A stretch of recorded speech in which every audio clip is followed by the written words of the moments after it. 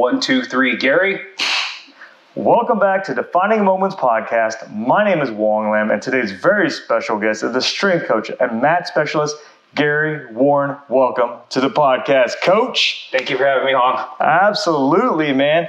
A few weeks ago, we actually met recently. Mm-hmm. I've seen you at the Moore station for months. Mm-hmm. And then actually a few weeks ago was the first time I really started interacting with you. Yeah. And I'm so glad I did because, man, you really fixed my my back and my legs. Always good to hear. Oh, yeah, it's awesome. Before we get this party started, there's something my wife and I wrote for you to have. Oh, my gosh. Yeah. Don't read it out loud. This is just for you.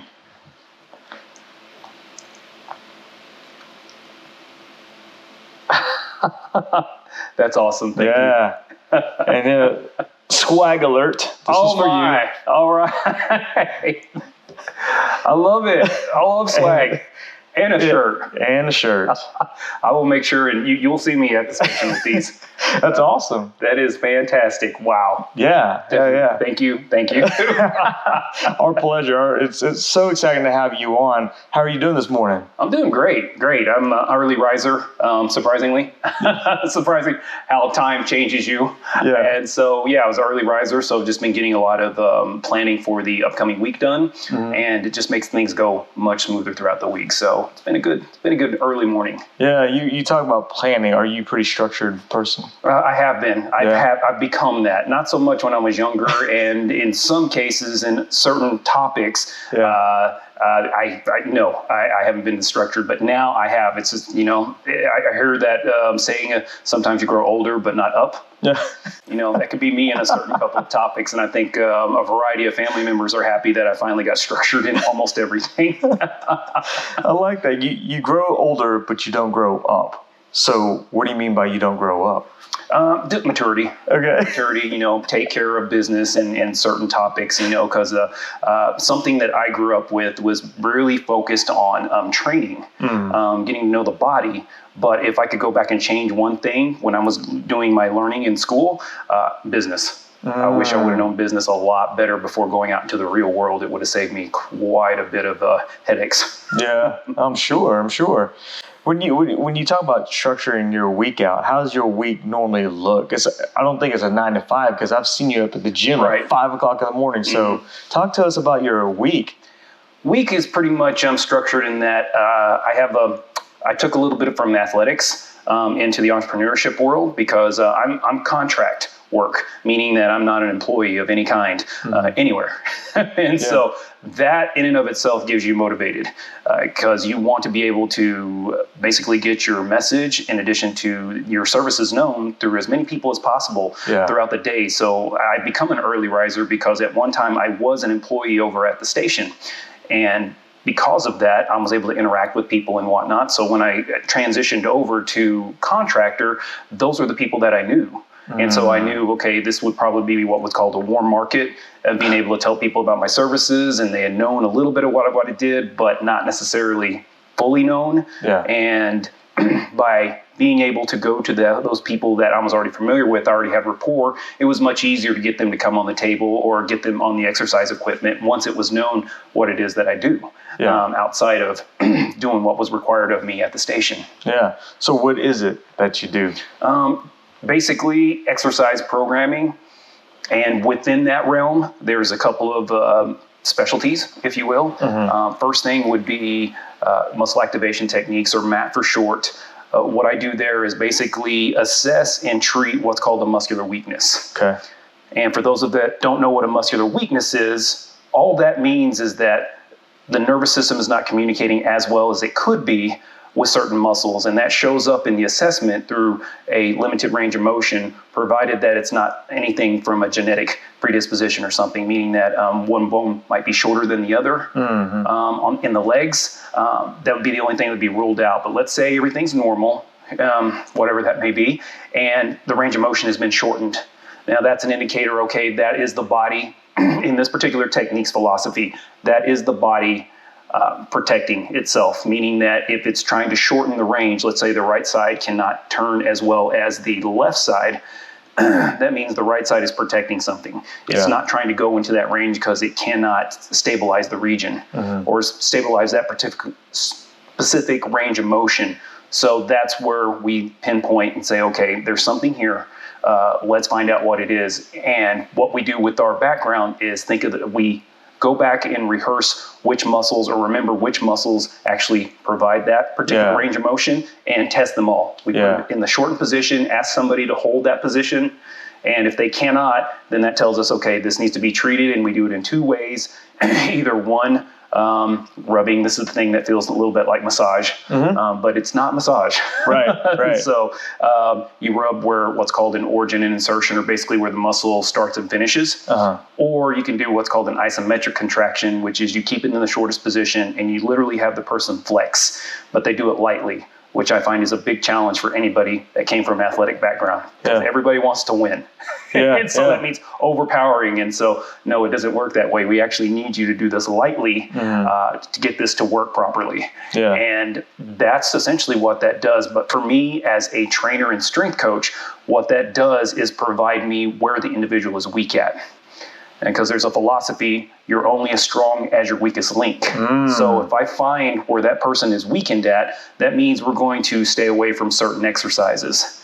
Not to say that they can't do that in the future, but we need to work on a few things to get that strength back up and then progress to something that might be their ultimate goal or a bigger goal, so on and so forth. But it's a safety measure. And what I like, it gives you the ability to create accurate or more accurate exercise programming for individuals. Wow. You mentioned you're only as strong as your weakest link. And I use that phrase when I coach. And I think that phrase is very true from even 40 years ago to present day. You talk about being as strong as your weakest link.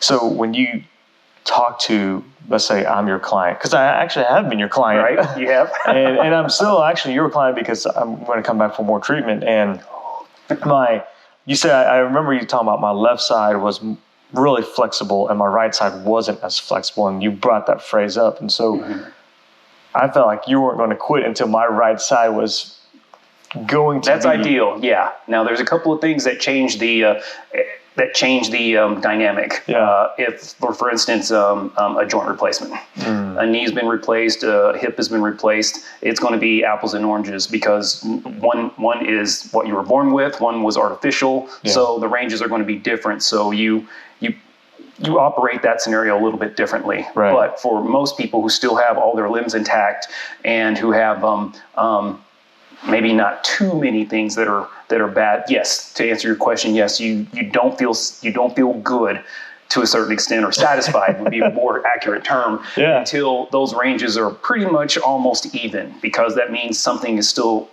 going on, at least in my mind frame when I'm working on an individual. So let's get that. To me, the equal range means stability.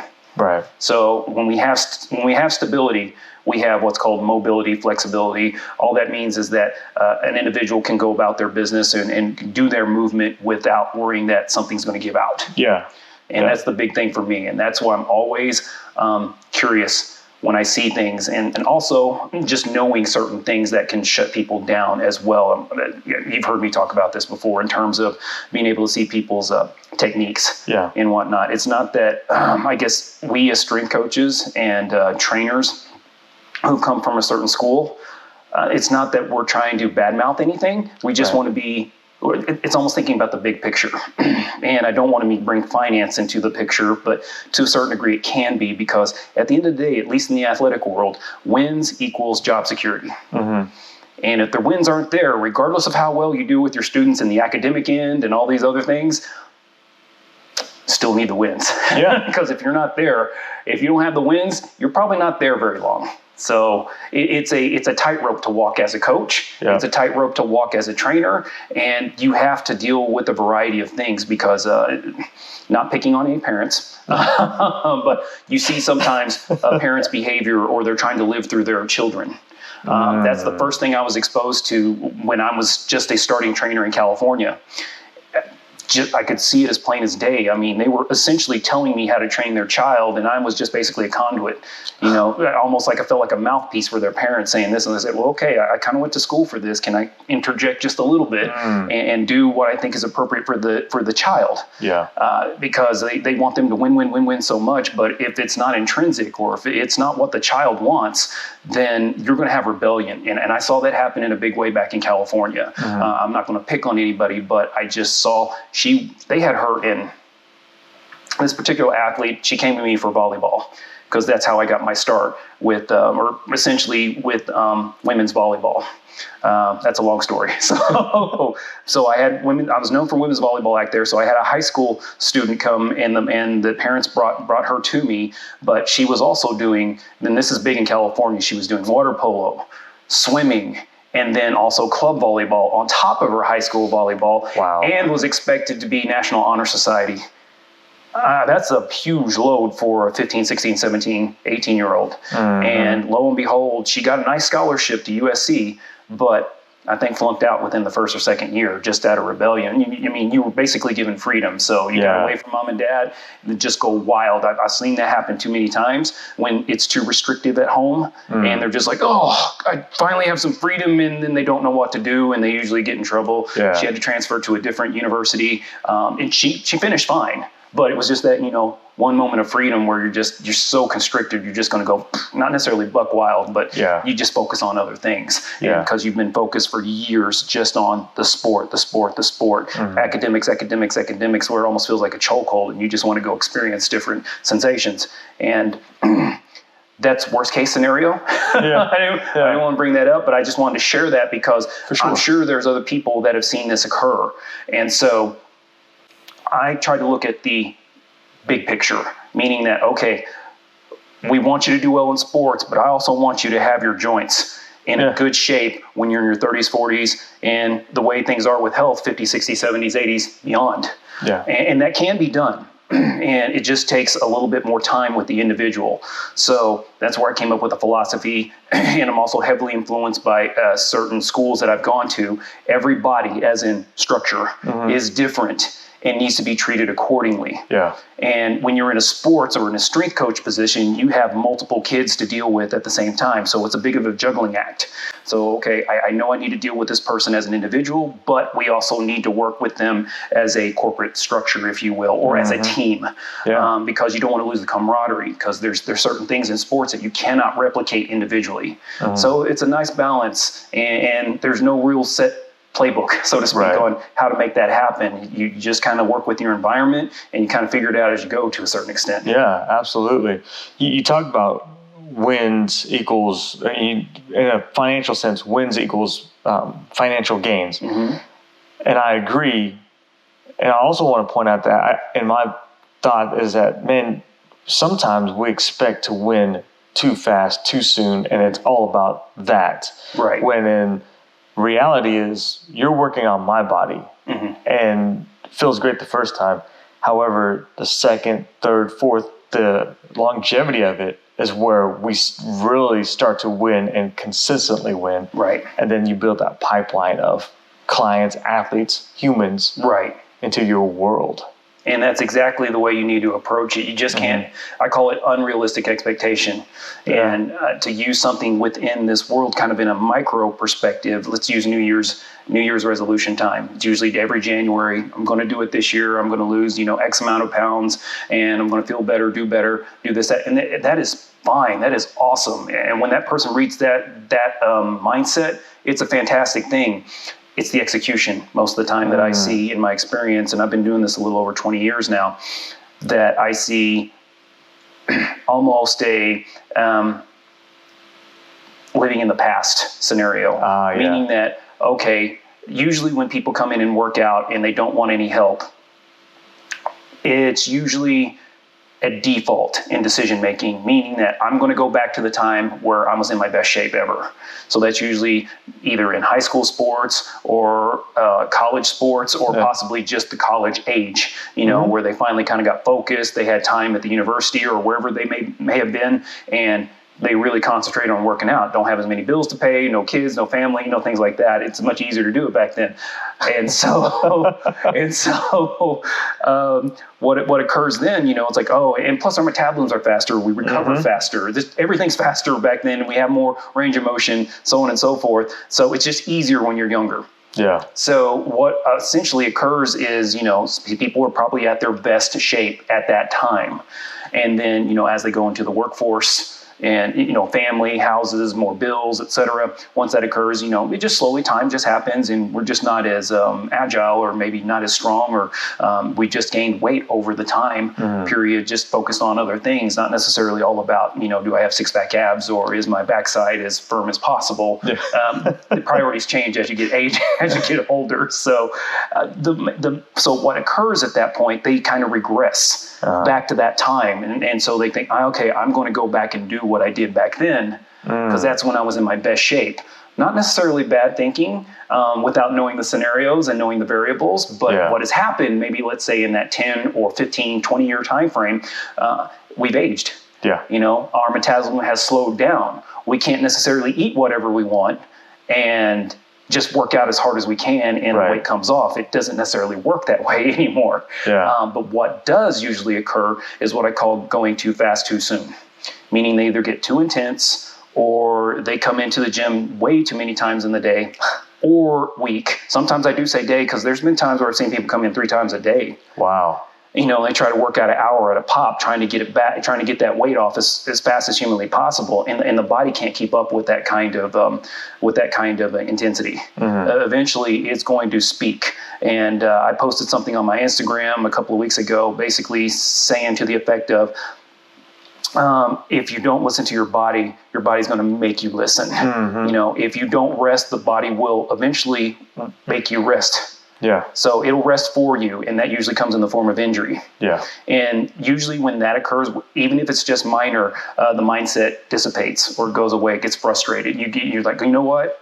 I tried this. I used to do this when I was, a 20-something. It's not working anymore. I give up. Yeah. And it had nothing to do with the mindset. The mindset was great. It was just the execution of the plan. And the plan was that it wasn't done in the time frame, because we want the microwave. In America, usually we have the microwave mentality. I want it like that. Yeah. And it doesn't happen that way sometimes for the body. It didn't take all that time. It didn't take a microwave minute to gain the weight, so it's not going to happen to lose the weight. So it's just a matter of coming back. Let's plan this. We may have to deal with some weak links that weren't there when you're in your 20s or 30s or whatnot. Sure. And let's address those. Let's strengthen those and then progress. So what you may want in maybe a month might take 6 or a year. So that's what I had to deal with too when I had my own situation happen in my mid 30s. Yeah. So I tried to do too much too soon, and I took one of these cleanser things over the counter. Sent me to the ER twice in 2 weeks. Wow. So yeah, it wasn't a good thing. So I ended up with a perforated small intestine, or I don't know if it was my small or large. They just had to go do an MRI and found out that they were perforated. So I wasn't too far away from something known as sepsis. That's basically like your small intestine or one of your intestines, whether it be small or large, essentially rips open, and you're basically polluting or poisoning your own body at that point. Man, it sounds like you're very passionate about what you're doing as a strength coach and a M.A.T specialist. So I'm just going to be honest, is what led you to be a strength coach and M.A.T specialist? I feel like there's a passion there. There is. Well, when I was playing sports in high school, I would say a smart jock, so to speak. Did well. Was in the National Honor Society. Yeah. And I am a local. I went to Westmore High. Nice. So I was the reason why we call them smart jocks, because it usually means you're big boned. Big boy. I did play football, and back then I was an offensive lineman and was much heavier. Lost the weight after my senior year. After my final year, By the way, we're still part of the only team at Westmore that made it to the state final. It's kind of sad, but awesome at the same time. And that was in 91. Wow, I'm aging myself here. So, but after I was there at the time, I said, you know what? I don't think I'm going to play anymore. So I'm just going to lose the weight. And it's much easier to do when you're 17, 18, and just got focused. And back then, I think I dropped maybe about 30 pounds. Wow. And then maybe gained a little bit right before college, but then got really focused in college and dropped it again. And I think I went from 210 to about 160 at the end of my freshman year in college. My goodness. So I got really low. And so I slowly gained it back and kind of fluctuated throughout college. And but when I graduated, that was when I was at my best. I could do laundry on my stomach. I got really focused. I got back up to, I want to say, 188. And it was just a lean 188, probably about 8% body fat. So I looked the part, you could say, leaving the University of Oklahoma. And that's when I went to Los Angeles and became passionate out there. And I stumbled into athletics by accident. There was a unique situation at the University of Long Beach State, or California State University of Long Beach. I think that's the official name. So there was actually a private gym within this structure that they play basketball in called the Walter Pyramid. And it's literally a pyramid where they play at. It's really cool. So at this time at the university, they had a private club that it wasn't just for students, anybody in the neighborhood could join. Yeah. So as I was there, I could see the floor. That's where they played the basketball and volleyball games at. And long story short, I approached the head coach at the time and said, hey, I came from a sports background. I'm looking to train athletes. Would you be open to it? And he was an innovative, or I want to say open-minded coach, because most aren't. In my experience, it was kind of beginner's luck. This was different. It wasn't one of the major college programs, if you will, in terms of budget. Yeah. So it's not a blue blood, if you will. I think that's the proper term. Yeah. But what I did find out is that I inherited a national championship team in women's volleyball, which was the Long Beach State. Back then, they were the 49ers or Lady 49ers. And when I got started with them, they had just won the national championship. Wow. I'm like, okay, no pressure. Yeah, exactly. And just my background had been football, basketball, baseball, to a small extent over at OU. And now coming over to a sport I pretty much knew nothing about, I had to focus quick. I bought every book I could, watched every video I could. This is late 90s, so there was no YouTube back then. So you're just picking up as many. Amazon was still around, so Amazon was still pretty new, but I ordered almost every book on volleyball I could find. I picked the coach's brain, just kind of figure out what were the movements, what's the ideal of the sport, what are the goals, and then from there was able to actually construct programs for the ladies. Wow. So I just stumbled on it. It was crazy because I found out that this particular coach, Brian Gimolero, he's retired now. He allowed me to work with his players, but there was kind of talk amongst the women's programs. And then later on in the year, I picked up women's golf, and I picked up women's soccer. So I had 3 athletic programs I was working with at the time, and that was fun. Wow. That was fun. So that was the beginning of my career in that regard. And but I was still trying to get my niche out there. And so I ended up picking up a job over at, let me say this right, it was the Cultural Recreational Affairs program at UCLA. So I was working at 2 universities and in the private sector at the same time in Los Angeles. So at UCLA, it was more recreational, kind of like the station is. And so group fitness programs, I was able to teach a little bit over there. And here I am aging myself again. I used to teach right before a gentleman by the name of Billy Blanks, who had the Tybo video series. It was at its peak when I was there, because I kind of got the big head because I used to have people in my class.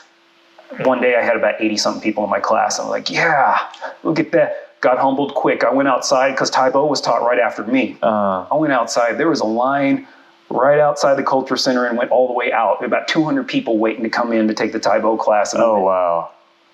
Yeah, which was probably the best thing for me because it was a very humbling moment. I was going, yeah, there's always going to be somebody.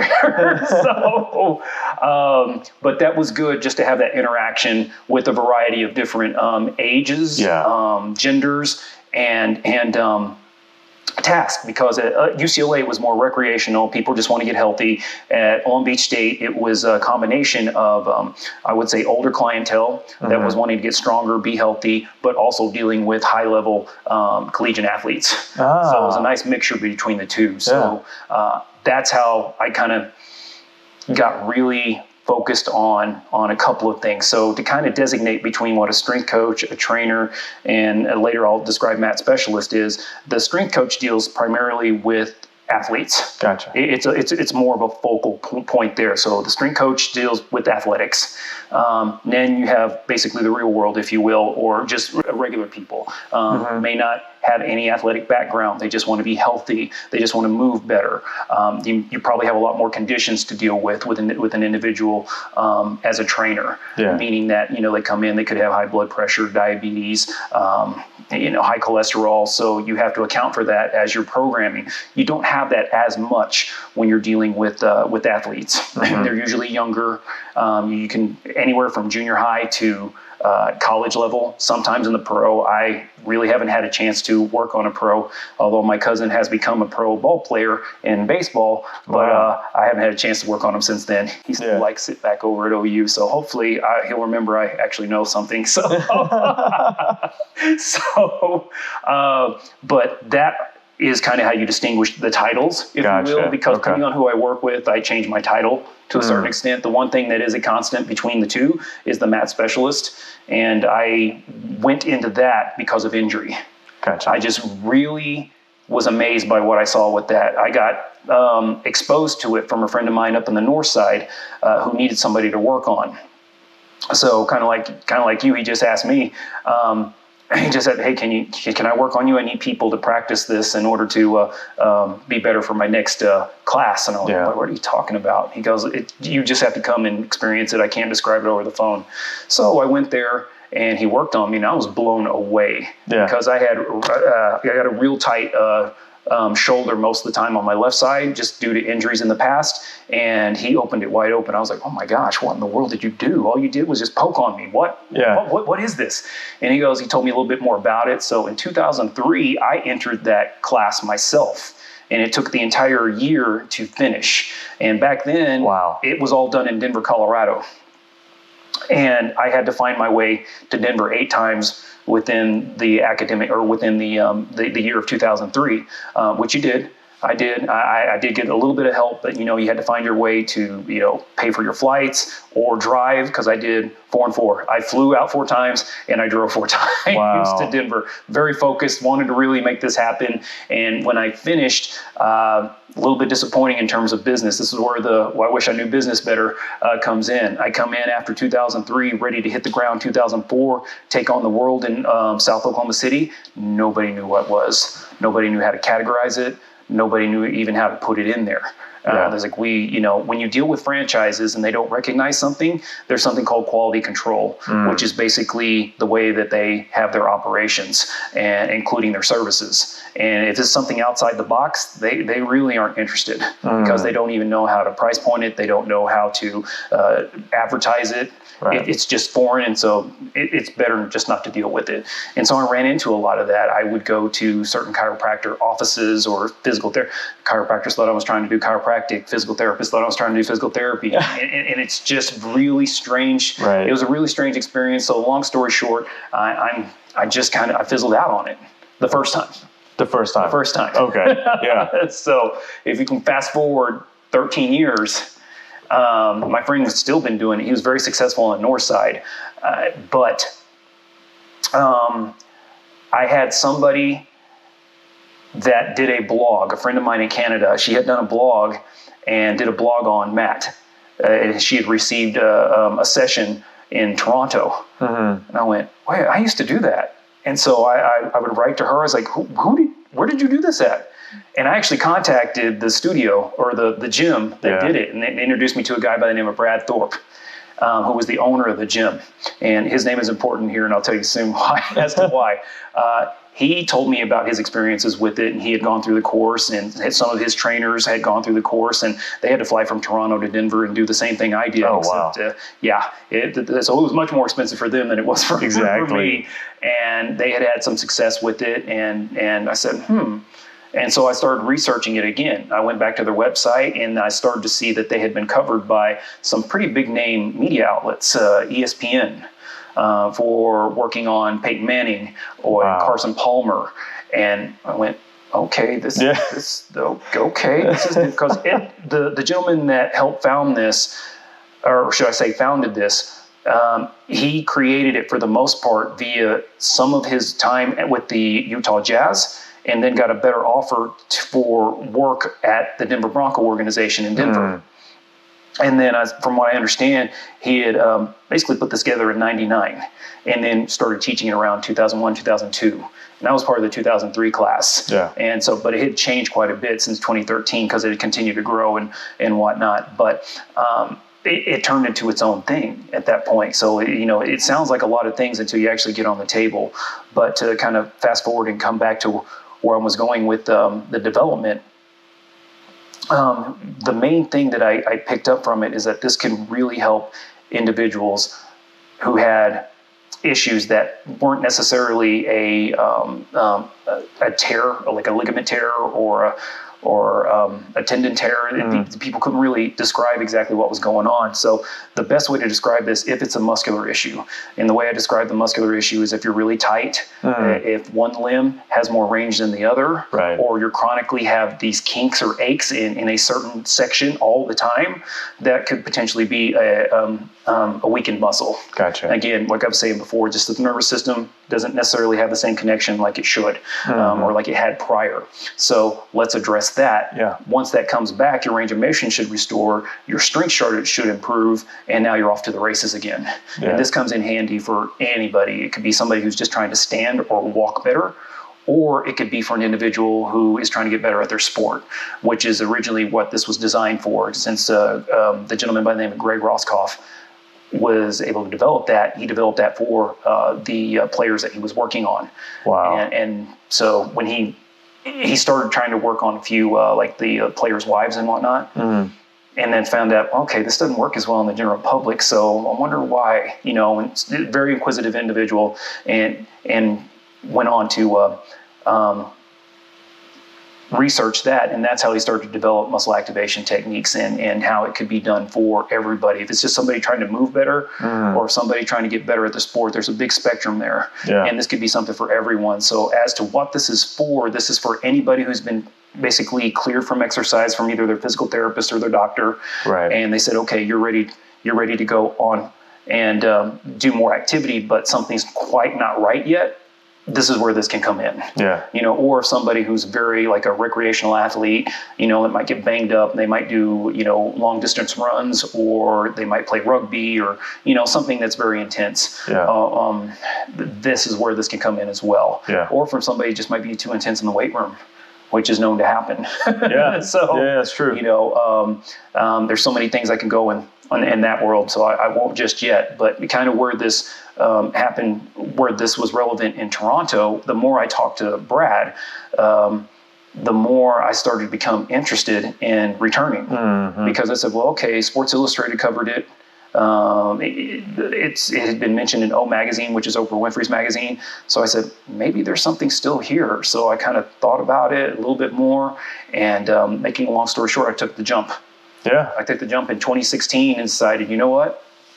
I'm going to go ahead and try this again, because they told me I needed to go through the program all over again, since it had been, at that time, to about 10 years, 10 to 13 years, something like that. So I said, okay. So I did. And this time it was a little bit different, because we went to a satellite school, and that's what helped me make the jump. Satellite school was in the Dallas area. So I could just drive to it rather than have to fly to Denver all the time. Yep. And at this time it was 10 weekends instead of 8. So I said, well, okay, I can. It was the game changer was just having to drive, because it did make that much of a difference between flying and driving. And so it was short-lived. Because from what I know, we were the last group that ever were able to have a satellite group. Some changes happened, and it ended up being for the good. Yeah. So now it is an actual vocation now. So this is a M.A.T specialist is actually it's a thing. Yeah. So it's its own entity now. It just happened, I want to say, in December of last year. And now if anybody were to go, I'm not trying to plug the university, but I have no choice. But it's a group and it's a school in Utah by the name of Broadview University that helped create both a associate's and bachelor's degree in muscle activation techniques. Wow. I was pretty impressed by I looked at it just to kind of get an idea if I wanted to get another degree or not, which I've had enough school. That's where I'm at right now in my life. So, but what I liked about when I saw their curriculum for the bachelor's, there was a lot of business and business as related to healthcare. And in the curriculum, I said, you know what, this is what I needed when I went to school. I would have been in such a better place, just knowing the finance end, and in addition to the actual skill set. Yeah. So when I took that jump, I finished in 2017, and it wasn't easy to get back into the swing of things, meaning that I got done we started in late 2016, got done by August of 2017, went to go take my final in December of that year and completely tanked it. I was awful. I mean, it is though that I didn't even study. Part of it was a lot of high anxiety, but it was a different type of testing, which I actually like in retrospect, and it was tougher than anything I ever took in college, which is very frightening to say, but the way it was just different. There was no standardized test. It was a combination of two things. I had 31 essay questions, and they build off of each other. So you can't necessarily skip one. You know, it's like, here's your scenario A, explain. And it could be that short.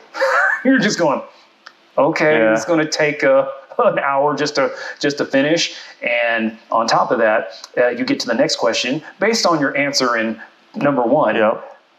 Here's scenario number two where you did. I was like, oh my goodness. And so it was very, very high pressure. I mean, when I first saw the test, because what they do is they'll take you into a room, they give you a legal pad, and they give you a pen, they give you a copy of the questions, and they just let you go. I mean, you have to turn in all your stuff, your phone and all that, you know. So basically it's you, the pen, the paper, and that's it for a while. I mean, you can go and take breaks, but, you know, it's because it's basically there's no way to cheat. You either know it or you don't. That's true. So sounds like it. You just okay, you know, you say, and they're not trying to get you to write novels. They just want to make sure that you know the concepts. Yeah. And so that part was heavy enough as itself. But then the second part too is the practical, where you actually work on your instructor. So your instructor is going to give you scenarios, but I didn't necessarily have a scenario. They basically, you know, say, go through your protocols, tell me what you see. So you actually have to state your thought process out. Wow. Which is very difficult, because if you don't, unless what happened was when I failed the first time, I started talking about it with people when I was like, this is not for you, this is for me. I'm just trying to talk out what I'm thinking so I can do it in the test. And so to fast forward, it took till 2018, and I retested in August. Oh man. And it was still tough. I would say I barely passed. Yeah. But I passed. But you did. I passed. I was so happy on that. One of the happier days in my life, because it wasn't easy. Right. I had to really work for it. And that's kind of almost my prized possession at this point, because I really had to study. I had to know it. It did not come easy. And now that I have it, I want to keep it. So there's uptake every year, meaning that you have to do continuing ed to keep up your skills. A lot of things change. There's other levels to this. So I'm just a base level. In Oklahoma, that's not necessarily a big deal, because there's only 3 of us. And I'm the only one on the south side, so it's still a young profession, and I see it continuing to grow. And so what it does for me, it actually, like I was stating before, it helps me identify certain things on an individual, so it can allow me to program better for that individual and progress them. When I say progress, it means, okay, we're going to increase certain variables that pertain to exercise, and we're going to do it in a way where you should feel as though you've worked out, but you don't feel like you can barely move, because that's a telltale sign you've done too much, and that's basically a mild form of injury. And I'm not in the injury business. Sounding like one of my teachers, exercise should be the medicine, not the cause for it. And so I deal with a lot of different mindsets on that, but that's another topic.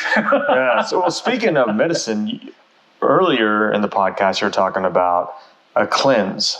And it sounded like that almost put you away for a little bit. And it almost did. I mean, I got to the point where they were almost considering in the ER about doing emergency surgery. I was going to have to do what's called a resectioning, which basically they snip off the bad part of your colon and they reattach the good parts together, and then you have to wear a colostomy bag for a while. And it was some serious stuff. Oh, man. And that was extremely scary. And they basically told me, you're going to have to make some changes here, or else you're not going to be around for much longer. And that kind of scared me straight to a large degree. And as to what I was doing at the time, I was trying to be an entrepreneur even back then, but not having very much success with it. So I was stressed out all the time. So just the mental stress. And that was, I would say, variable number one. The second one was I used to drink those the energy drinks like crazy all the time. You know, it wasn't, and I'm not exaggerating. At that time, it was easy to drink about 3 16-ounce large. I don't want to say the name. No, I got it. Yeah. So most people know what I'm talking about. So those big 16-ounce drinks that you can get at any convenience store. Wow. And 3? You think about 3. I could do 3 in a day. Dude. With that, but I would never sleep too. So okay, now I'm stressed out and I'm wigged out. All the time, and then eating like trash. On top of that, basically you just ate whatever was there at the time, like pastries. Just because you go into a convenience store, that's what's there in front of you. Okay, yeah, that looks good. Let's take that. And just because it was convenient and it was fast, didn't have to cook. So, just fill up and then go on. But the thing is that didn't fill you up very well. Yeah. And then you're hungry again and you grab the same junk, literally. Yeah. And it creates a thing. So I had gone from the 188, looking like a trainer, if you will, to a little over 300 in that time frame. So over 300 pounds at that time. Yeah. So all that was kind of the perfect storm, because at that time I said, I realized mentally that I needed to make a change, but I was exactly like the people or the behavior that I described earlier. Too fast, too soon, or too much, too soon. Yeah. So I took this over-the-counter cleanse to kind of help kickstart me, and I just had a bad reaction to the ingredients that were in it, and I took it once and it really hurt my stomach once, and I made the mistake of taking it a second day, and then it really tore me up, and I was like, something's not right, and that's how I ended up in the ER, and that's when I was told I had perforations after they did the imaging, and I just needed to, I had something called diverticulosis, which is basically a deformation of the digestive tract. Mainly for me, it was in the small and large intestine, so it ends up kind of like looking like a beat up. If you have this one long cylindrical space, then just imagine having all these little divots within that tunnel, if you will, and that's what happens over time by a lot of processed food. It just creates bumps, for lack of a better term, and in the digestive tract. And what diverticulitis is when food gets trapped in those divots and it ferments, and then it creates an effect that's not beneficial. How should I say it? An inflammation. It creates an inflammation effect. So yeah, it doesn't feel good at all. That's usually known as a flare. And basically because it feels like inflammation or it's a lot of heat, it's intense. Anything in the gut is very intense. And what happened with me, by adding to it with that cleanser, it irritated the lining of my intestines. And so it was literally, perforation is basically tear. It's a micro tear. Yep. So we weren't too far away from having, something, and you've got basically an hour. If that tear is open, you've got an hour to make it to the surgery. Because it's toxic. Table. Yes, because you're literally poisoning yourself at that point. So that's when I knew I needed to change. I needed to change some things. So at that point, I took about, I want to say 2 years, and I refocused, and I got from a little over 300 to 185. Wow. At that point. I wish I was still at 185 right now. I'm trying to get back there. Yeah. But, life happens. And so I took another, just to give you a quick update, maybe 3 years ago, I decided to take the jump into entrepreneurship again. And it's got its ups and downs. So I ended up, because I want people to know this. Yeah. Because I don't want to say it's like, oh, I got to 185 and life was great from that point forward. No, I had some ups and downs in business when I started to try to go for it again. And slowly I would say probably average about 10 pounds of gain a year. And so ended up gaining about 30 pounds. And so looking to take that back off, but it's an up and down thing. So I don't want people to think that once you have it off, it's going to stay that way. You still have to stay focused on your habits, even more so when you're older. Yeah. The more it's a habit, the more you're going to stick with it. And the better you're going to be. Yeah. So I have to preach to myself, so to speak, on that stuff. Practice what you preach, if you will. But certain things you have to balance as you get older. So I'm getting back there. But I know for me, that'll be even a better selling point, to be honest, as I go through this particular part of my journey. But I just want people to know that I kept most of it off. You know, I lost over 100 pounds, and so I kept the majority of it off. That's awesome, man. I'm nowhere near 250 because I was happy at 250 at one time. Yeah. Because I had lost about 60 pounds at that point. So it's amazing. Yeah. And it does have a great effect. Yeah.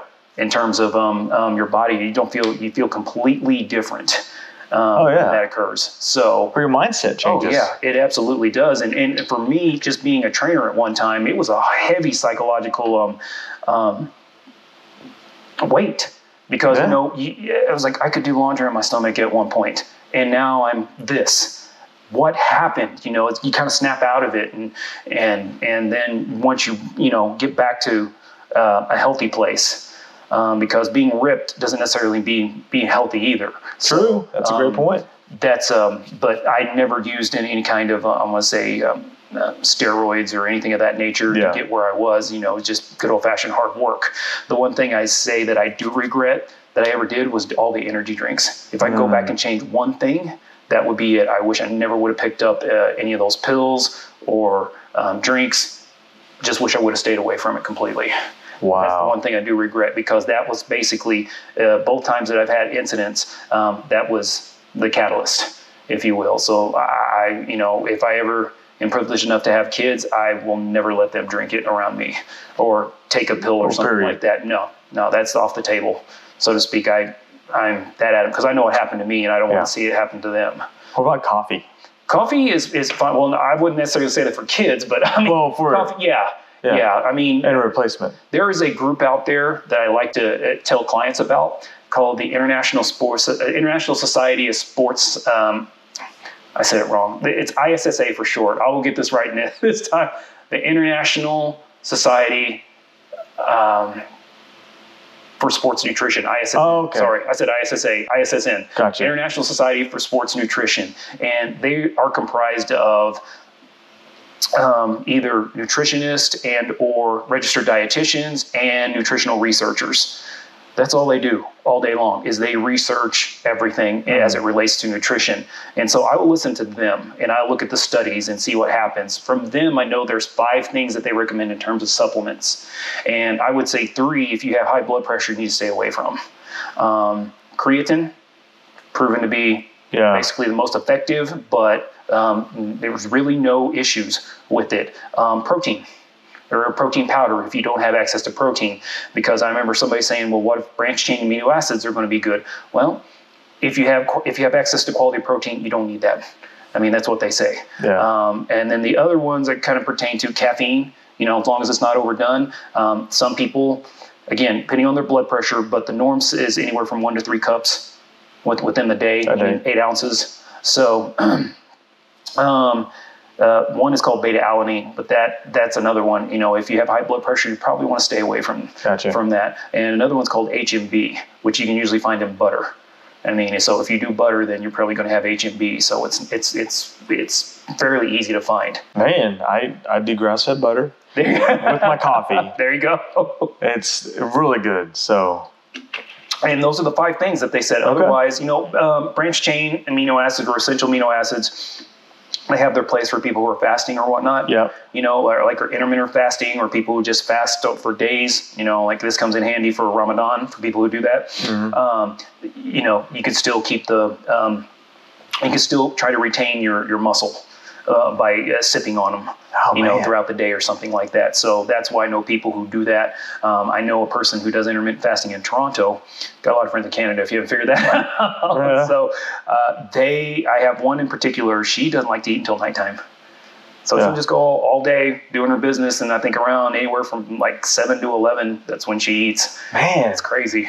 I stop at 8 o'clock at night, and then I eat around 1 o'clock the afternoon to 8, and that's my window from 1 to 8 is my eating period. Okay. Intermittent fasting. Everybody's a little bit different. And that's what I do like about the ISSN, because they researched all of that. That's cool. And this is what they say. This is what we've concluded by our studies, and they do something called a meta-analysis, which basically is looking at a variety of studies within the same topic. Wow. And this is what they found, by compiling all the results from all these different studies on the same topic, and this is what we've been able to conclude. And nothing's ever definitive, so to speak. And I mean, basically, the research as we know it now states this. So this is our statement at this time. It could change as more research comes in and more data comes in, and perhaps it can change our mind. So it's always fluid to a large degree, but there's some things that have been very steady throughout that. So I recommend anybody, if they really want to know about the variety of different subject matters that you see on social media quite a bit, go to them. Go check them out, because there's really no agenda with them. This is what the research states, and this is what we're putting out, and it's, you can take the information as you will and take action as you will with it. So I really like those guys, because they're pretty much independent.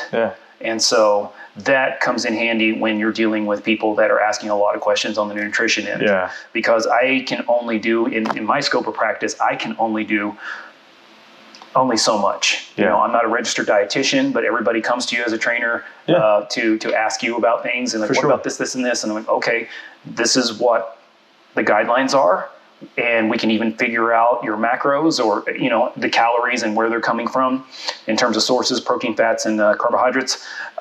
This is what we can do here, and this is what so you can help keep a person accountable and keep within that. But if it gets too deep, like if it's a person who's diabetic or has a thyroid issue or something like that, you have to delegate that over to the registered dietitian. That's their realm. That's fair. For a trainer, all you're basically doing is you know how to keep them accountable. You look at the numbers, and you make sure that they're hitting the numbers, or making sure that they're documenting. And that documenting is not for everyone. When it comes to that, you get some people who get so obsessive compulsive that now that becomes a stressor. And we're trying to get away from negative stressors. So that's when you do other techniques, possibly just going into portion size, something like that. Let's focus on portion size. Let's not talk about calories, because calories make you stress out, and that creates bad things. And so we're just not even going to talk about calories anymore. So let's focus on the sample size. I'm sorry, not sample size, but the portion size. And some people are good with that, and they'll just focus on that. And it ends up going into something called intuitive eating eventually, meaning that they just have a feel for how their body's going to react, and how much that they take in is going to actually provide weight gain, and weight gain in a bad way in their perspective, or losing weight. So they kind of have but it takes time to get to that point. And so it's good to have a diary at first, kind of like you figure out, it's almost like tracking your spending. Spending and saving. It's basically the same principle. It's debits and credits to a certain degree. It's the exact opposite of what you have in finance, though, because you want to have, depending on the goal that is, you want to have, for people who want to have weight loss, they want more going out than what's coming in. In terms of calories. So if they consistently do that, that's where the that's where the weight loss will occur. So it sounds good on paper, and as you digitize it, so to speak, and you're going, oh, okay, and all I need to do is this. It's the actual practical application that becomes the bigger goal.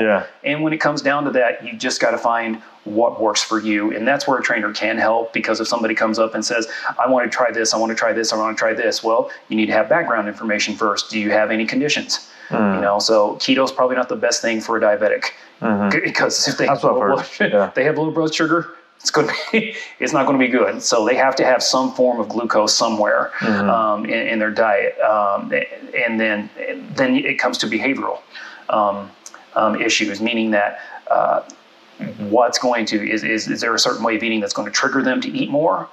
So that, whatever it may be, whatever plan, that might not be it. But it comes down to two things: less coming in and what is going to be able to fit their lifestyle / behavioral pattern. Gotcha. So if once they find those two things, then that takes care of the nutrition department.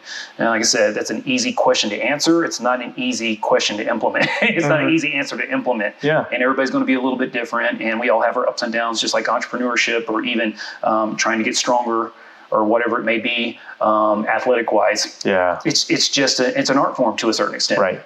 So it's just staying diligent, understanding that's why you should always write down your goals as far as I'm concerned, so you have an idea of what you're doing it in the first place, because you can get lost in the shuffle otherwise. So if you have that written down, you're okay, this is what I'm doing it for, my health, or I want to start on whatever team that I'm on, whatever that goal may be, just have it written down. And so you know why you're going through all these crazy challenges, or it seems like crazy at the time. And then you're like, oh, okay, that's what it was for. Right. That makes sense. I'm really interested in this answer that I'm about to ask you. Okay.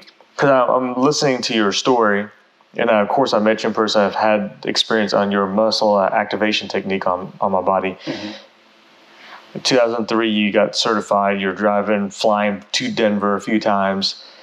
Then fast forward 13 years later, you were driving to Dallas because you had to get recertified. And then you were 188, you went to 300, you almost died, came back. So I feel like you have a very strong mindset. In 3 words, describe Gary's mindset. Driven. That would be the first one. The other two. Faithful. This could be a variety of things. And hopeful. Hopeful. Always try to think about the best. You know, you try to take any kind of challenge that have come your way and try to look at the positive, and just believe that something good is going to happen from the situation, whatever the situation may be. Yeah. I think you have to go that route. Otherwise, you can go in a dark place real fast. Yeah. And I've done that a couple of times in my lifetime, and I don't want to necessarily revisit that. So mindset, I think, is very important, and whatever your goal is, whether that be athletic or otherwise. Yeah. What are a couple questions that you wish people would ask you, but no one ever asked Gary? This pertains to the gym, the fitness floor. Okay. How can I do this properly? That would be the number one question. If they knew what I did, if they knew my background, and right now I do understand that I don't necessarily look the part. I'm not like, I'm not the Sylvester Stallone type or whoever the person with 6-pack abs is right now, Jason Statham, let's say. If you don't look like him, you don't know what you're doing. So anyway, I wish more people would ask, that question. Because I love to teach in that regard, because there are 3 things out there, or 3 subject matters that make up training. And I'm just going to generalize it with anatomy, basically, your bones, muscles, and whatnot. Physiology, the different systems, so circulatory, endocrine, all that fun stuff. And the one that's abstract, physics. Physics is the missing link as far as I'm concerned, because it wasn't taught a lot in my formal training through the university, but it is that, and it's equally as important as the other 2. So I'm not saying one's more important than the other. They're all equally as important. And what I see at the gym quite a bit, or anywhere that I go, even on social media, is not necessarily the greatest choices in doing exercise technique, and possibly because they don't know. Yeah. And a lot of these people come from athletic backgrounds. So, and some of that could have been just pure talent when they were younger, and you just overpower. And then as you get older, you can't overpower because time has taken its toll on the joints. Yeah. And so now we need to learn how to do it in accordance to where we are now with our health. And that's the biggest thing for me. I wish people would ask me that, so I could sit down and say, okay, what's the goal? What's the goal of this exercise? Sounded like the course I keep mentioning, but I'll tell the name. It's called the Resistance Training Specialist Program in Oklahoma City. It's world renowned. And not very many people know about it around here, but it is that good. It completely changed my life in that regard. And I've only had a few lessons from that place. I haven't even gone through the whole school yet, or the whole schooling, if you will. But it was enough to change my entire perspective on training, just because it implements the physics aspect. So you can look at equipment differently. You look at people differently because not everybody's shaped the same. Yeah. And I'm talking about their skeletal structure. I mean, some people have bigger rib cages, and that's going to affect how they do a chest press. They might have longer or shorter arms, and that's going to affect how you do things. Same thing with the legs, so on and so forth. So you can have somebody the same height and they have different bone lengths, so they're going to have two different ways of doing the same exercise. Mm-hmm. So that being said, that's where I wish people would say, here's my goal. This is what I want to do. And that's where you go and you actually get that background information. You say, okay, are there any conditions I need to know of, any injury history? And then once you have that information, then you can assess them in terms of the way their body is constructed and what their range of motion is. Once you have all that data, if you will, you can then turn around and say, okay, according to what we have now, because that's the biggest thing for me. I don't like it when people live in the past. I used to be able to do this. Well, that's great. You're also 20 years younger. You could do a lot of things differently. Here you are now. Let's deal with the now, the capability that you have now. When you have that, then we can, based on what your ability is now this is what is appropriate. Yeah. So I don't like to say certain exercises are good or bad because it's fluid on the individual, meaning that what was once good may not be good right now, or just because you saw your favorite Instagram influencer, I want to mimic exactly what he or she is doing, and that might not be appropriate for where you are now. Right. So it's a matter of just knowing those variables, and then once you have those variables, teaching the individual what is going to be appropriate for them at this time to get that goal that they want. So the goal is not the issue. It's the how-to or the execution. Once again, how do you get there? Because again, I see most people doing it incorrectly for a long term, and I've just noticed, I've known better through experience to you just can't go up there and say, you know what, you'd be better off doing this, this, and this. They're going to look at you like you're crazy, or want to tell you off, or something like that. So it's almost like an invitation that you need in order to get that. So yes, to answer the question, I wish people would approach me and say, am I doing this correctly? And then it allows me a chance to give my assessment and what I would think would be the proper course of action. Yeah. I got something fun. Okay. This is going to be the first time ever on this podcast. No. Okay. So, in that jar to your left, I need you to pull out, let's say, 3 of the pieces of paper. Oh, boy. Oh, no. Okay, let me be completely random here. Yeah, just pick out, let's pull out one first, and then you can read it. Okay. Here we go. What did you study? Okay. For my associates, I studied, trying to think of the proper, therapeutic massage and body work. Over at Heritage College, OKC. And then when I was at OU, I graduated with a bachelor's in health and sports sciences. Oh, right on. So that's what it was called. I think they've changed it since then, the name, but it's still. This all makes sense. This whole conversation makes sense. Okay. So yes, I've been in this world for a very long time, since I was 18 years old. Okay. So, yeah. All right. Pretty much breathed it since then. That's awesome. Let's pull another one out. Another one out? Yeah. Okay. Oh, man. This is awesome because I don't know what questions there are. Oh, my gosh. Okay, let's see. Oh, it's long. Okay. If you could have picked your own name, what would it be? Oh my gosh. I can't see myself. I wouldn't change it because I don't know what to change it. Yeah. What's your middle name? Augustine. Okay. So yeah, I did go by that in LA. When I lived in Los Angeles, that's what I went. It's like you want a new start, things like that. So I like it. Then when I came back to Oklahoma, I just went by both because I had people call me both. And I was like, you know what? Call me whatever you want. Just don't cuss me out. Call me what you want. Just don't call me maybe. Yeah, there you go. There you go. Oh my. So one more? Yeah. All right. Let's see. Oh my gosh. This is fun. Let's see. All right. Here we go. What talent do you wish you had? That's easy. I wish I could play guitar. Ooh. I really wish I could have. I'm very influenced by bands and just somewhat jealous to a certain degree. Yeah. I think it's like, oh my gosh, why didn't I think of that when I was younger to try to learn how to play those things? So yeah, I love to play guitar if I could. Man, well that leads to a question I was thinking about. When was the last time you challenged yourself with doing something you've never done before? What was the outcome? The Okc Memorial Marathon. Ooh. Never did a marathon before, and that was in 2015. Wow. And I decided, you know what? That was a bucket list thing. Basically, I said, I've never done a marathon. I've done a couple of half marathons, but let's see what the big boy was like. And I trained for about 4.5 months for it. And I wish I had more time. Yeah. And I did finish. Good. I did finish. I was able to run, I want to say 20 miles because I had never gone. It was very challenging psychologically because once I got past 13.1, I'd never gone that far before. So all bets were off at that point. I'm like, okay, this is all uncharted territory. Am I even going to make it? And I made it to the 20th mile as far as continuously running. And then it was a combination of jog walk to get to the finish line. And I could hear the crowd in downtown.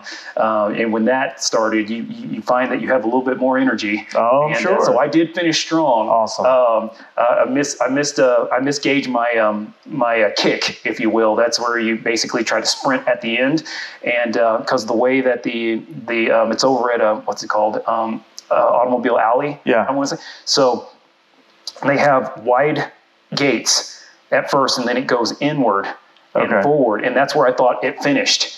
And so I put in a kick right when I saw it narrow down, only to find out that it widened up again, and it was about another 100 yards to the finish line. I went, oh my gosh, I got nothing. I can't believe. So I jogged the rest of the way to get through the finish. I was like, oh my gosh, this is cruel. But I did finish, and that was extremely gratifying. It was something I never thought I could do. Yeah. And I did do it. And my dad was there, which was a very big deal to me because he had never been able to come to an athletic event of mine since I was in high school. And so for him to come out there and to be there, to wait and be on the finish line and have most of my family there, that was a really big deal because I hadn't had that in a very long time. And it was just a great day. That's awesome. And that alone. So just it was just the culmination of a lot of goals. And just, I remember that probably more than anything out of the entire race was that my dad was there. That's so cool, man.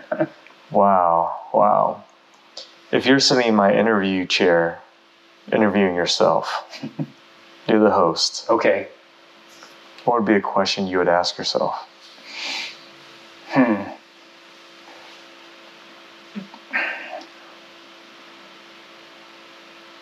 What would you advise kids that might want to do what you do? What path would you say they would take? What's your answer? My answer would be probably not what people think, to an extent. At the end of the day, the way things are in Oklahoma is I literally could have gone at 18 and went straight to a gym and started working as a trainer because certifications weren't that big of a deal in the state at the time. To a degree, kind of still isn't. I think that only comes into play if somebody's getting sued.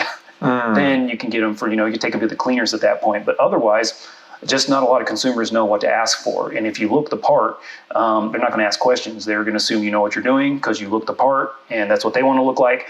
And that's going to go there. But to answer from an academic end, my route, if I could go back and do it differently, I would have went straight to the community college and gotten a PTA degree or a physical therapy assistant degree. Just from a finance perspective, what that allows is you're now in the medical system once you graduate. So now you're plugged in. It gives you latitude anywhere in the United States. You can move anywhere and you'll be in demand just because physical therapy is everywhere. And that'll take care of your balance sheet, or that'll take care of your finance while you might want to pursue other things, meaning that you can still go and get your bachelor's degree, but instead of borrowing money, then you can just pay your way through because you already have a job. And that's what I would really recommend for individuals that are wanting to go in this industry, because you do have to do other things, but at least you're grounded and you're starting off without debt. And you can pay your way through college for the most part. Or even if you have to take a degree, even if you have to take a loan out, you can pay it back pretty fast. That's what I would recommend for anybody who wants to go there. And then you get your certifications and whatnot, and you're not as stressed out mentally or financially, just, trying to get the credentials in order to get a job. Yeah. So I would advise that to anyone, who might be, the one person graduating from college. And this is because I went to OU and I told them I want a degree in bodybuilding because I didn't know what to ask. I didn't know because they said, well, there's really not a bodybuilding. They were very gracious and very, because they knew I was serious and hopefully they didn't think I was dumb. But I went up there, I was like, I want a degree in bodybuilding. How do you do it? And they said, there's really not a degree in bodybuilding. So they kind of explained the degree, and that's what eventually became my health and sports sciences degree. Yeah.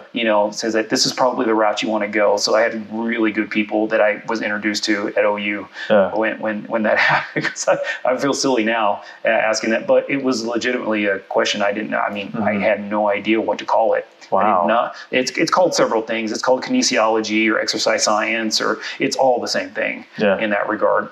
But it's just named different things at different universities. At OU, and now it's called health and exercise science. Mm-hmm. So that if that helped answer your question, that's what I would do and ask myself. That's awesome. Because again, going back to the business end, if I would have known a little bit more about the business end, it's probably the route I would have gone. Yeah. And I learned that over at Los Angeles as well. A lot of the graduates from UCLA and USC go to a college called Santa Monica College. It would be the equivalent of our OCCC over here, or Oklahoma City Community College. Yeah. They usually get all their foundational curriculum done there at a much cheaper rate, and then transfer to the bigger schools, and then they have their bachelor's degree and whatnot. Because at the end of the day, if you have a bachelor's, they're not going to ask if where you came. They just see the degree, and they're not going to ask questions for the most part. Right. For the most part. So, that's what I would definitely recommend. And if I could tell other people who wanted to go into this field, make sure you know your physics. Yeah. I think that's what's going to separate you from what's out there right now. Because if you understand that end, you're going to be way ahead of the game. Yeah, and be able to explain that too. Right, right. And not necessarily physics in terms of I want to become a mechanical engineer or anything, but as it pertains to exercise. Yeah, for sure. Because I'm of the belief now, with what I know now, I'm sure mechanical engineers can become a trainer like that. They just have to change some things, but they could pick up on the concepts on other, and it would just, and not to say that it would be easy for them, because then you got to deal with personalities and learn about a couple of other things, but it's an art form like anything else. Yeah. But it makes that big of a game changer for me. It's like only having 2/3 of the puzzle without knowing the other one, or at least knowing the other one well. And again, if it's not anybody, I'm not to say that, I'm better than anyone. These are some of the experiences that I've had that helped me become better as I've gone through my journey. It's valuable, because if you don't have those experiences, if you don't become better, we're not growing. Right. For sure. Right. Sweatisfree.com. Talk to me. Okay. Speaking about my trip to the emergency room, that's where the name came from. Because when the bills started coming in, thank goodness I had good insurance, and I saw that, I kid you not, the MRI that I spoke of, if I didn't have insurance, it was $30,000. I looked at it, I was like, because it was the emergency room MRI. That's it. That's or CT scan. I can't remember which one it was. Either one, it would have been expensive. So I looked at that, I was like, oh.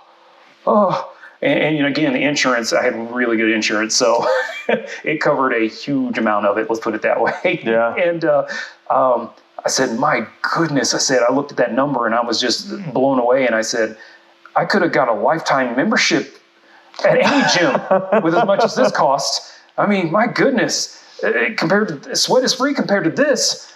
And then it's when ding, that's when the light bulb came on, and I'm like, Sweat is Free. There you go. Right there. And that's what I use as my ER journey, if you will, and that's how it explains the name of the wellness service that I do now, is that compared to the medical bills. And I used to have a slogan that said, Sweat is Free, medical bills aren't, get moving. So after some playing with that, it kind of came off a little demonstrative, so I changed it up a little bit. But that's what I originally used that motto for, or I usually use Sweat is Free in my mantra, if you will, in that. And it's like, okay, people were kind of turned off by it. some people, and I was like, okay, well, you're not going to please everyone, but at the same time, it was a larger amount of people than I thought it was. So I decided to soften the message a little bit. So, but the whole principle was still the same. It's like, it's prevention is going to be cheaper than reaction. So if you can take care of your health, and obviously there's going to be, certain medical issues that we can't control, such as accidents or things like that. So, but the things that we can control, let's really work on those so we can try to prevent those as much as possible. And although it may cost you a little bit in the beginning compared to an injury or a condition, what is that going to cost you in terms of lack of time at work? How much work are you going to miss? How is that going to affect you mentally? How is that going to affect your family? With you, is that going to put you into depression? Because let's say if you have an injury that's debilitating and it's going to take a while to recover, how is that going to affect everybody else around you, including yourself? That's true. So when you start putting the dollars and cents together on that, it becomes a really big number. Yeah. And then you're going, wow, this is not as expensive as I thought, in terms of the provincial, going into a provincial stage. And it's not me trying to pitch, but I truly believe that, that the more you can prevent, the better it's going to be in the future. I like it. So that's what. Yes, you can. Yeah, that's where Sweat is Free came from. Just by going down that road and seeing how expensive it was, and not wanting to go through that again. Yeah. Wow.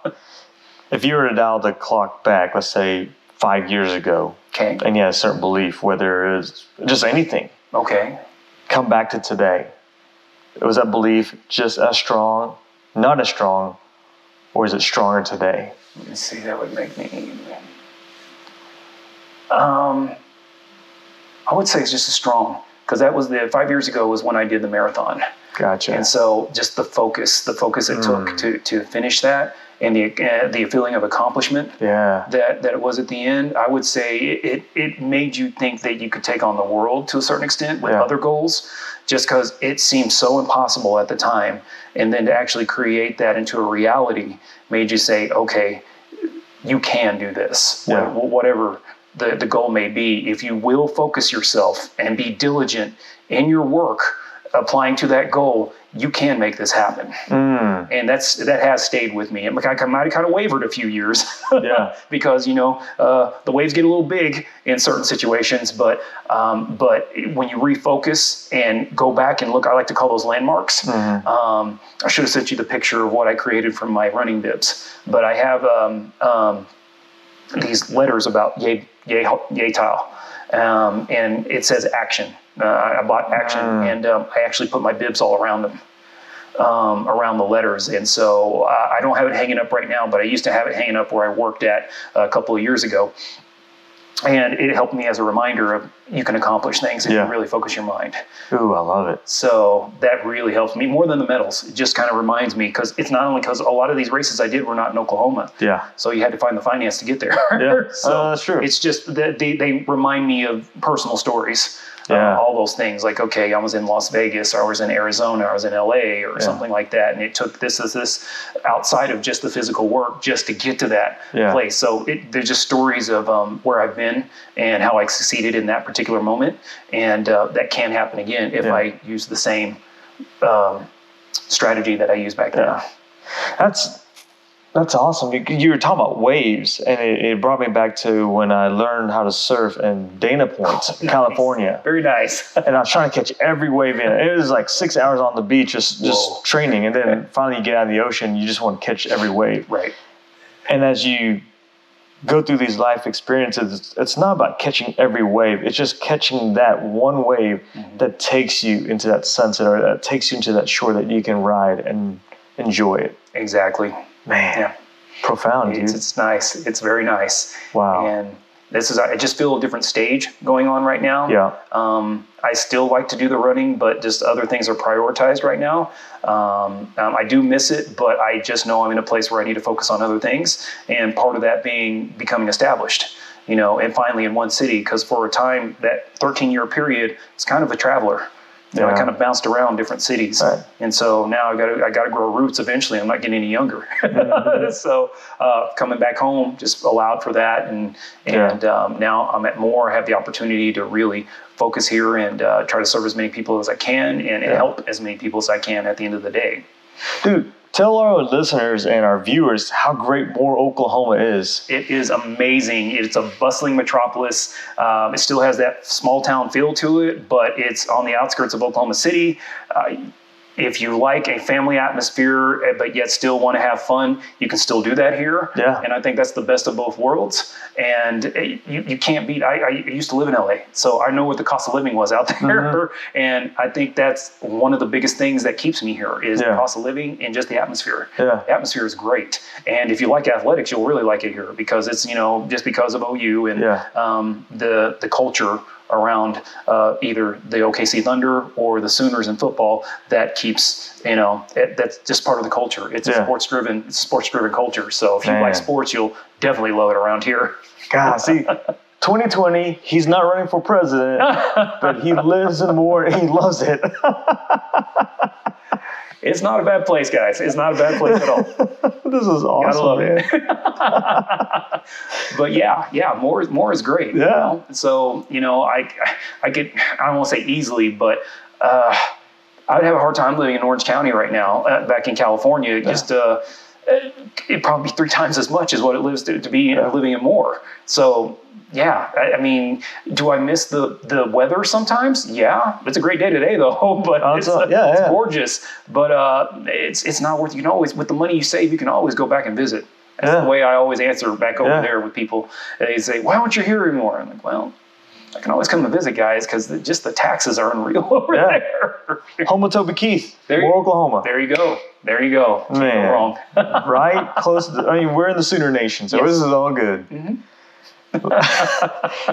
How does Gary Augustine Warren want to be remembered? It's a good one. That I cared. I think that's the biggest thing for me, is that I want people to know that I did care, maybe when it seemed like I didn't at the time, or I was being maybe not necessarily aggressive, but maybe passionate to a point. That it just seemed a little overbearing, which can happen at times. I understand. I've gotten better as I aged, but I want people to understand that it was for the big picture. You know, this is how we get better. You know, this is how to keep longevity, and this is why I'm really strong on certain stances. Usually, when it does in the weight exercise technique being the main one, because again, exercise can hurt or help you.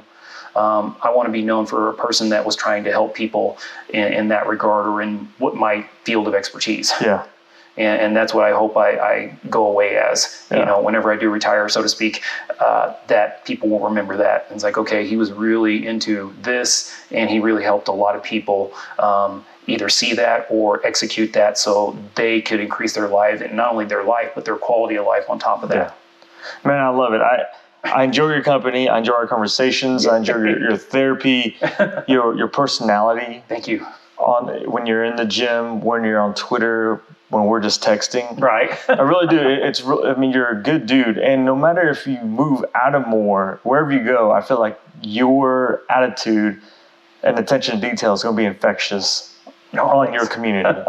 And that's what our world needs. And the station's very excited and very fortunate to have you. Thank you. And so my wife told me about you when you first helped her with, I think it was her knee.